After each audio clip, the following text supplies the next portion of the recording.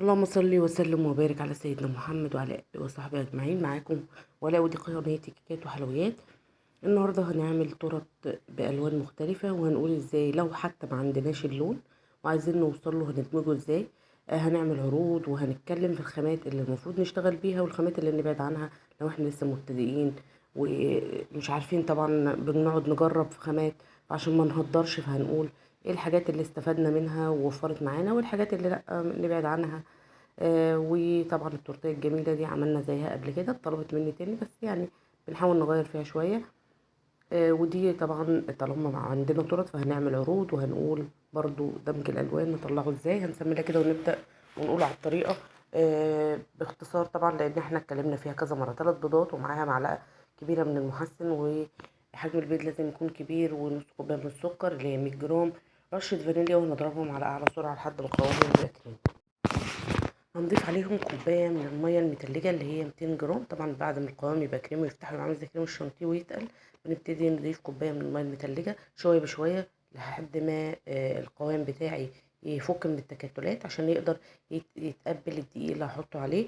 ببتدي اوطي العجان على اول درجة، وببتدي اضيف الدقيق 240 جرام من الدقيق، عليهم 50 جرام من النشا، وعليهم 10 جرام من البيكنج باودر. للناس اللي كانت بتقولي خليها بالموازين، انت ليه بطلت تقولي بالموازين؟ انا بقول بالموازين وبالكوبايه.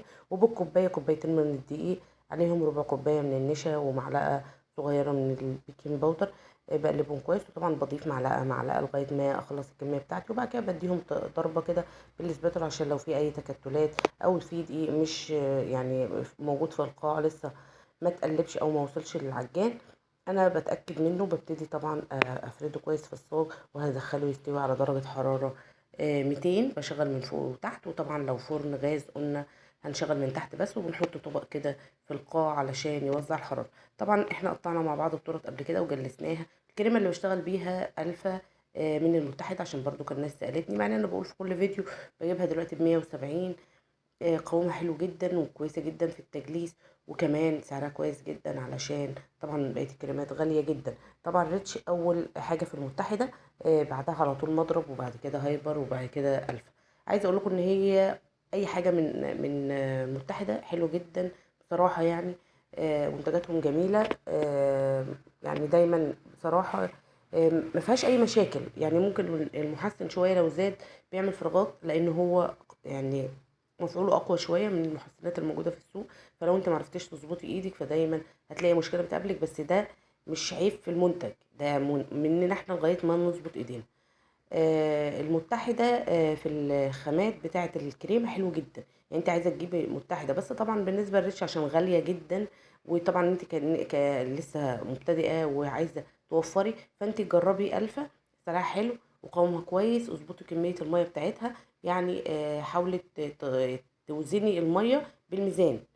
يعني ما تحطيش بالكوبايه في الاول لغايه ما تظبطي ايدك، وبعد كده خلاص اعملي كوبايه للشغل بتاعك. فانت هتبقي عارفه ان الكوبايه دي اللي انت وزنتيها قبل كده دي وزنها مثلا 200 جرام، فخليها بقى على طول لما يكون عندي هعمل كريمه، يبقى الكريمه بتاعتي 200 جرام واحط عليها كوبايه اللي انا وزنتها قبل كده، فمش محتاجه ان انت كل مره توزنيها. فتظبطي كميه الميه، فتظبطي كميه الكريمه ما تسيلش منك.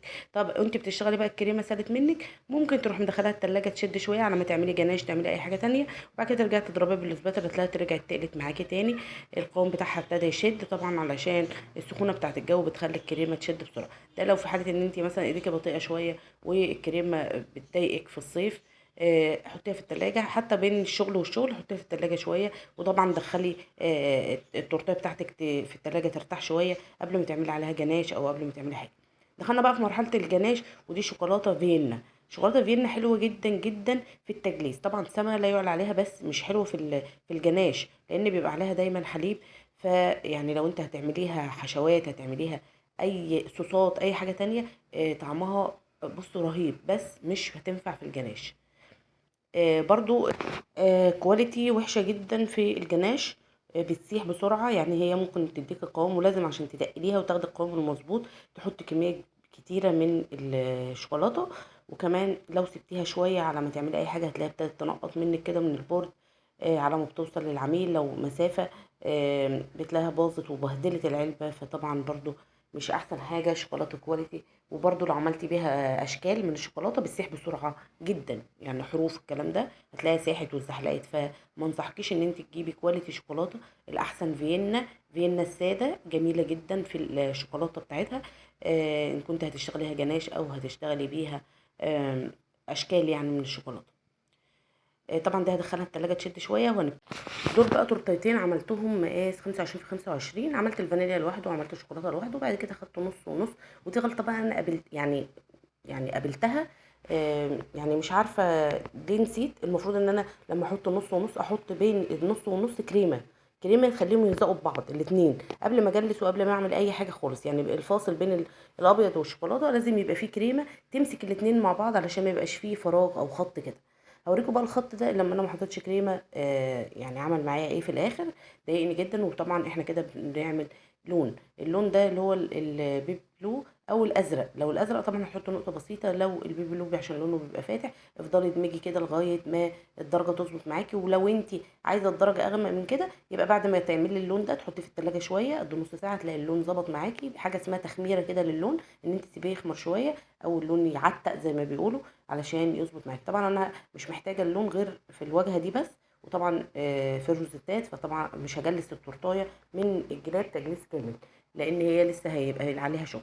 وطبعا برضو كده بشيل الحروف دي وهبتدي احط عليها شويه من الجيلو. والمفروض الجيلو ده لما اجي احطه من فوق تكون التورتايه شدت شويه، بس انا فعلا كان عندي شغل كتير جدا في اليوم ده فبقيت اشتغل على طول على طول على طول. والاستعجال طبعا بيطلع غلطات، بس يعني انا بقول لكم على الحاجات اللي تتفادوها.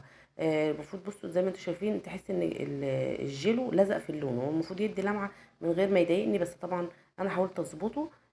يعني فضلت ادمجه كده ببعض لغايه ما ظبط. بس الاحسن ان انت تدخليها التلاجة تشد شويه قبل ما تعملي حاجه فيه. ده القمع اللي بيعمل ورق الشجر. طبعا انتوا عارفينه وشفتوه معايا قبل كده. ببتدي اضغط من تحت لفوق كده بيديني زي زجزاج كده في النص. المفروض ان انا كنت حازم التورتيه من تحت الاول باللون الاحمر، وبعد كده ابتدي اعمل ورق الشجر ده عليها من فوق. بس طبعا انا اشتغلت على طول فخلاص مش مشكله. فعادي كل حاجه ان شاء الله ليها حل. طبعا الاستعجال ساعات مش بيبقى حلو، بس يعني هنعمل ايه بنبقى مضطرين. بس ان شاء الله هتظبط معانا. هوريكم الشكل النهائي برضو اللي هتبقى عامل ازاي. طبعا اللي هو الحروف اللي بتبقى واقفه دي بحاول انيمها كده بالسباتولا عشان لما اجي اعمل الشكل اللي بعد كده يظبط معايا. بصوا طبعا هو اي لون لازم يتساب شويه. فطبعا احنا لو هنشتغل على طول بنحاول نفضل نزود في اللون كده لغايه ما يدينا الدرجه اللي احنا عايزينها بالظبط. لان هو الاول الدرجات بتبقى فاتحه وبعد كده بتبتدي مع النقطه. يعني انت بتزودي نقطه تزودي نقطه لغايه تغمقي معاكي لغايه ما يديك الدرجه اللي انت عايزاها بالظبط. تمام. لو انت بقى مش حابه كده ممكن تدخليها التلاجة شويه هتلاقي اللون اغمق معاكي لوحده. هتحزمي كده التورتيه من تحت ب ده قمع النجمه. وطبعا كنت مختاره القمع الكبير علشان يعني هي التورتيه ما كانش فيها شغل قوي من فوق، فكنت حابه ان الشغل بتاعها يبان. وبرده بنفس القمع ابتديت اعمل زي روزيتات كده بشكل نجمه نجمه كده احزم بيها التورتيه من فوق علشان ما يدينيش ما يبقاش باين اللي هي البذوذ ديت اللي بتبقى من القمع ورق الشجر بيبقى ليه حرف كده فعلشان ما يبقاش باين. وطبعا باللون اللي هو برضو اللي كنت عامله بيه التورتايه اصلا من فوق اللي هو اللون اللبني بس الغامق. عملت برضو روزيتات بقمع البيتي فور ودخلتها التلاجة تشد شويه على ما اشتغل في التانية. برضو التانية زي ما قلت لكم كده انا اشتغلت فيها على طول بس حطيت عليها لون ابيض. بس زي ما بقول لكم لازم بين الفاصل اللي هو بين السبونج الابيض والسبونج الشوكولاته لازم يتحط فيها كريمه علشان ما يبقاش فيه فاصل في النص يضايقك وانت بتشتغلي. هوريكم برضو زي ما قلت لكم ان ايه اللي حصل معايا. طبعا انا هسحب السكرابر كده علشان اساوي الوش بتاعي علشان لما اجي احط عليه اللون اللي بعد كده. وطبعا من الجناب كده يا دوبك بس دريت الكيك الفرفته بتاعت الكيك بحاجه بسيطه لان احنا هنشتغل بيها بنفس الطريقه اللي اشتغلنا بيها التورتيه الاولانيه بس هندمج الوان. وهوريكم برضو اللون ده انا طلعته ازاي وما كانش عندي اللون. بس هوريكم بنقطه بسيطه. بصوا نقطه واحده بس من اللون الاحمر على نقطتين من الاصفر. وعايزه اقول لكم بالنسبه للالوان يا جماعه ماجيك احسن الوان بجد. انا جبت الوان التانية اللون الاصفر ده مش عايزه اقول لكم يعني وحش جدا. فانت لما تيجي تختاري حاجه للالوان اللون ماجيك نقطه واحده وبيبقى تقيل جدا. نقطه واحده بتديك الدرجه على طول لما تبقي عايزه تغمقي بتحطي نقطه نقطتين، لكن في الوان والله ممكن تخلصي العلبه كلها وفي الاخر برضو ما تديكيش نفس الدرجه. فانت عشان تطلعي اللون اللي هو بتعمل زي الجبنه الرومي ده، لان هي كانت عايزه حاجه تمشي مع توم جيلي، يعني كانت عايزه الدرجه دي بالظبط.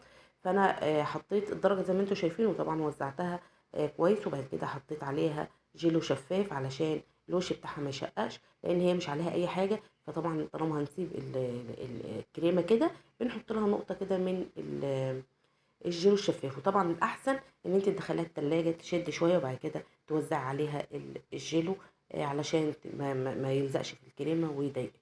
عامه انا كنت محتاجه مربع بسيط جدا، وطبعا برضو بقوم ورق الشجر.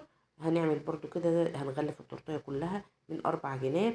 وعايزه اقول لكم بتدي شكل حلو جدا جدا جدا. لو انت عايزه تعملي تورتيه حتى شكل مختلف، برضو ممكن تعملي دي كفكره، شكلها حلو جدا.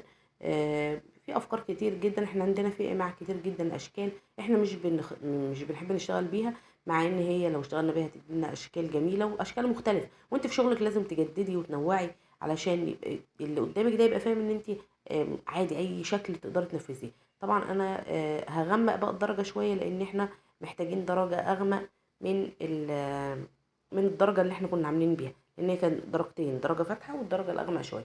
فانا طبعا زودت شويه كريمه وحطيت برضو نفس اللون، وبعد كده هبتدي اضيف وطبعا سنه الاحمر بتنقل اللون، يعني سنه احمر بسيطه مع سنه من الاصفر بتنقل اللون لمكان تاني. طبعا احنا كده، انا بالنسبه لي عايزه لون اغمق، فجبت شويه من الجناش الشوكولاته وابتديت اضرب اللون كده، فهيديني الدرجه اللي انا عايزاها، اللي هو الغامق اللي عامل زي بني كده. طبعا انت بتفضلي يعني تحطي شويه بشويه لغايه ما تظبطي، يعني ما تحطيش من الاول كتير، لغايه ما تحسي ان اللون لا خلاص كده ظبط معايا، هو ده اللي انا عايزاه. كنت ممكن احط كاكاو، بس حسيت ان الكاكاو هيغمقها قوي.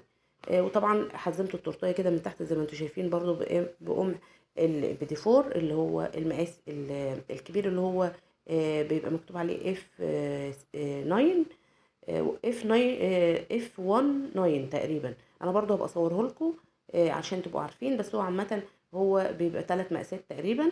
ده المقاس اللي هو يعتبر الكبير.